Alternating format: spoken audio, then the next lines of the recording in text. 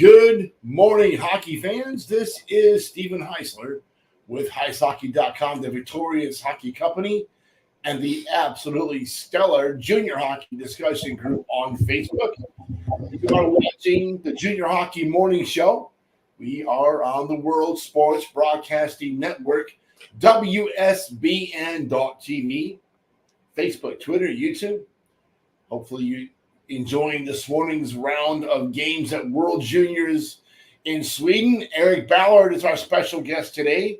It is Tuesday, December 27th, and we're going to give you a bit of a recap from yesterday's games and our prediction for today's. Good morning, Eric. How are you doing this morning? Good morning, Stephen. I'm doing wonderful. I woke up. That's a positive thing. You know what? We were kind of concerned because you were kind of late arriving this morning, and I was like, Eric is still cutting Z's. He must have hit the wife and not hit the wife, but was up late last night. So yeah, not too bad. Not too bad. Just I'm not a morning guy. We are for the next 10 days, Eric. I know. I'd even be worse starting tomorrow. I'm going to be in Vegas when you're talking to me. It was funny because this morning's game started at 6 a.m. and I was thinking Eric is not watching this because it's 4 a.m. in Jackson Hole. So very good. Game day one of the International Ice Hockey Federation's World Junior Championships is in the books, and we already have a few surprise outcomes. The 2024 event is being hosted in Gothenburg, Sweden. There's a 6-hour time difference between Florida and Sweden. So Tommy's Coffee is my early pick for the MVP, Eric. Yeah, I definitely would say Tommy's on it. He, he's sending text messages and emails. He's keeping me in check. So I would definitely give the MVP to Tommy as well. The coffee we use is called Bustelo. It's a Cuban blend of Colombian coffee. It's just super high octane. 1 or 2 cups in the morning, and I'm shaking like a leaf by noon. It's awesome. So Slovakia beat Czechia 6-2 yesterday. The last time Slovakia defeated Czechia at the tournament was 3-0 in 2015. How do you feel about Slovakia now, Eric? I tell you right now, they played really well. I mean, I went back and watched the game. Obviously, it was too early to watch, but man, they were all over the puck. They played well. They executed. They took advantage of missed opportunities by Czechia. That was a 6-2 game. It was definitely a 6-2 game. And to say that I'm surprised is an understatement because Czechia is really good, but Slovakia, like I said, we talked about it yesterday. That's a big rivalry between those two countries now. So, again, they're 18 to 20-year-old men, young boys. Absolutely. Canada 5-2 over Finland. Danielson and Maverick Lemieux each had a goal and an assist for Canada's Group B victory. Canada looks to become the first country to win 3 straight World Junior Championship gold medals since it won 5 from 2005 to 2009. Eric? Yeah, there's no question that Canada is primed, ready to go again this year. They look good. They dismantled Finland pretty good. You can see the look on the Finns' face this morning. They're not playing all that great against Germany. So Canada definitely is going to be a team that's going to be in the finals for sure, in my opinion. Team USA 4-1's victory over Norway. The U.S. won for the 6th time in 7 meetings against Norway at the World Junior Championship. What is it about Norway as a country that it seems to be just off this top rung of the ladder here? I watched that game pretty good yesterday to watch the whole thing, and that first period, excuse me, that first period was, it was back and forth. Norway, they were giving the U.S. All they could handle, and I think USA was just a little, kind of behind the puck. They're a little more reactive than proactive, but Norway looked good. They're swimming in a pond with some big fish, and their compete level is great. They've got some decent players. I just don't think as a country they're, where they're at, where they should be, in that pool. Absolutely. It's a So, a Scandinavian country, you think they would be, at least close to being on par with Sweden and Finland, but they seem to be just a bit off. Speaking of Sweden, their 0 win over Latvia last night. Flip Bystedt and Jonathan, forget that one, Lekamaki, each scored twice in Sweden's Group A win. Here you go. There's a name for you. Felix Unger. Someone's a comedian. Surdam had a goal and an assist. And Hugo Havelid made 20 saves for Sweden, which returns 9 players from the team that lost to the U.S. in the bronze medal game in 2023. Eric, Felix Unger. How's that one? Felix Unger. That's a blast from the past.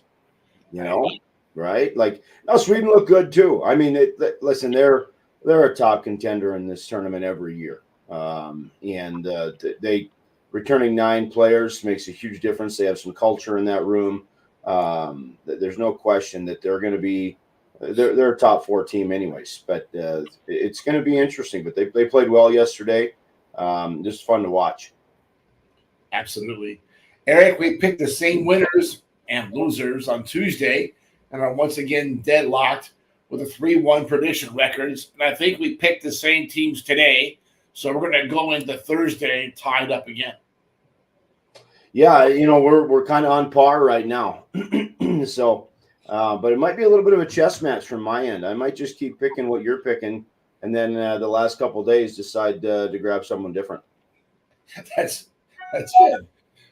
This morning's game, Slovakia 3-0 win over Switzerland at 6 a.m. Eastern. Slovakia is on a mission to medal in this event, while Switzerland is generally just happy to be here. Slovakia's improbable opening day win over Czechia was memorable. The Swiss got incredible goaltending today, only 12 of 13 shots, limiting Slovakia to a single goal before giving up 2 empty netters late in the game. Slovakia wins their second game in as many days. We both picked Slovakia. How did you feel about that game? I didn't get to watch it because it obviously has a 4:00 game. So I'll go back and watch that one. But the Swiss, like I said, the Swiss are like Norway. They compete. They're in the games. Obviously there's a few blowouts here and there over the last couple of years, but for them to be in the top division and to compete with some of the best countries in the world as far as hockey goes, they're only getting better. And they're going to steal a game here and there. They're going to be kind of a spoiler like they have in the past. So I'm excited to watch that game later on this afternoon. Adam Gadson got 25 saves in that game this morning for a shutout. He's got to be happy, and the Green Bay Gamblers are pretty happy with his performance so far. Yeah, there's no question. Like you said, the kid came on like gangbusters last year, right at the World Juniors, and obviously he was doing well in Chippewa before he went there. But what a great story! It just the game of junior is just such a wonderful game. Some of these young men, their careers are made in this junior hockey, and they become unknowns. I remember when I was coaching North America, like Anthony Stolars, Connor Hellebuck. I mean, those were kids that nobody had too much of attention on, and Stolars was in Corpus and Hellebuck in Odessa, and they both. Hellebuck, I don't know how many games he's played in the National Hockey League, but junior hockey is where it's at, buddy. You know it. And now Finland is playing Germany. It's 1-1 with about almost just under 3 minutes left in the first period. Germany is out shooting Finland 13-4 in this one. Finland has a much better hockey team than what we saw in yesterday's 5-2 loss to Canada. Germany is still trying to erase the noise between their ears after last year's 11-1 loss to the U.S. in the quarterfinals. I'll tell you one thing, they're playing great hockey this morning. Are the Germans a better team this year? Apparently so. We will get to see that answer to the question today. I think we're seeing it. They're really putting it to Finland as we speak, really in the shot count and on the ice. Yeah, no, there's no question. I'm watching. I got it on the big screen as well. And I think, Germany, commentators were talking earlier about the Germans trying to, provide opportunities to keep those young men in their own country. But a lot of those players, like the Lutz kid, one of their better players, is playing in Green Bay for the Gamblers in the USHL. And a lot of these guys go overseas. They're either playing in the U.S. or they're playing in Finland or Sweden, excuse me. So, Germany's given Finland everything they can handle right now. And I think the Finns are just coming off a kind of a disappointing loss to Canada, and they're playing a little lethargic and just a little apprehensive. But hard to keep a country like Finland down. I think maybe the third period they might turn it on. And the third game today, Norway versus Czechia, 11 a.m. Eastern, 9 o'clock. Let's face it, Czechia goes into the second game with a lot of egg on their collective faces. This is a much better team than the one they hit the ice yesterday. This game today should get out of hand in a hurry, and Norway simply does not have a viable answer to slow down the Czechs. We both picked Czechia. How do you feel about this game today? I think Czechia is going to take today's game personal. I think they're going to come out of the shoot really hard and heavy. I feel bad for their opponent, but I think the Czechs are going to put their foot down and they're going to keep the gas for 60 minutes. I think this is going to be I'm predicting this might be a bigger blowout than we've seen in a while. In the last game of the day, Latvia faced a tough battle yesterday. Today against Canada. Latvia ran into a buzzsaw yesterday in the loss to the Swiss. Canada seemed to have cruised in their 5-2 win over Finland. Let's be realistic, and I know upsets are a big part of this event every year. It makes the event special, but that's not going to happen in this game. I expect Canada to roll.